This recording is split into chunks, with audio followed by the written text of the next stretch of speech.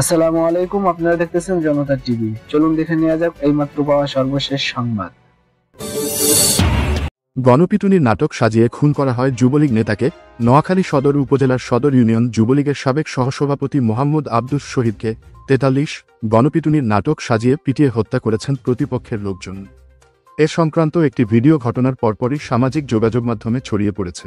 এতে দেখা গেছে মারধরে অংশ নেওয়া লোকজন ওই এলাকার একটি সন্ত্রাসী গ্রুপের সদস্য। তাদের সঙ্গে শহীদের দীর্ঘদিনের বিরোধ ছিল। হত্যাকাণ্ডের ঘটনা ধামাচাপ দিতেই এটিকে গণপিটুনি হিসেবে প্রচার করা হয়েছিল বলে এলাকার বাসিন্দারা ধারণা করছেন। শনিবার বিকেলে নোয়াখালী সদর উপজেলার ১৯ নম্বর চর মটুয়া ইউনিয়নের সূর্যনারায়ণবহর গ্রামে শহীদকে পিটিয়ে খুন করা হয়। নিহত আব্দুস শহীদ ওই গ্রামের মমিন উল্লার ছেলে। আব্দুস শহীদের এলাকার একাধিক বাসিন্দা, রাজনৈতিক দলের নেতা কর্মী ও পুলিশের সঙ্গে কথা বলে জানা গেছে সাবেক এই যুবলীগের নেতা পরিকল্পিত হত্যাকাণ্ডের শিকার হয়েছেন। এ ঘটনার পর সামাজিক যোগাযোগ মাধ্যমে ছড়িয়ে পড়া ভিডিও চিত্রে দেখা যায় স্থানীয় একটি সন্ত্রাসী গ্রুপের প্রধান নুরুল ইসলাম ওরফে মিয়া মাঝির নেতৃত্বে শহীদকে একটি পাকা দালানের কক্ষে আটকে রেখে পেটানো হচ্ছে। মিয়া মাঝির উপস্থিতিতে একাধিক তরুণকে দেখা গেছে শহীদকে পেটাতে ও লাথি দিতে।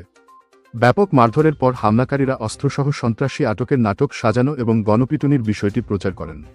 রাতে চিকিৎসাধীন অবস্থায় তার মৃত্যু হলে পুলিশও তখন ৮ মামলার পলাতক আসামির মৃত্যু হয়েছে বলে জানায়। নিহত শহীদ যে যুবলীগের নেতা ছিলেন বিষয়টি তখন পুলিশ জানায়নি। রাতে পিটুনির ঘটনার ভিডিও চিত্র সামাজিক যোগাযোগ মাধ্যমে ছড়িয়ে পড়ার পর রোববার দুপুরে সুধারাম থানার ভারপ্রাপ্ত কর্মকর্তা ওসি মীর জাহেদুল হক বলেন, শহীদকে মারধরের একটি ভিডিও চিত্র তিনি দেখেছেন।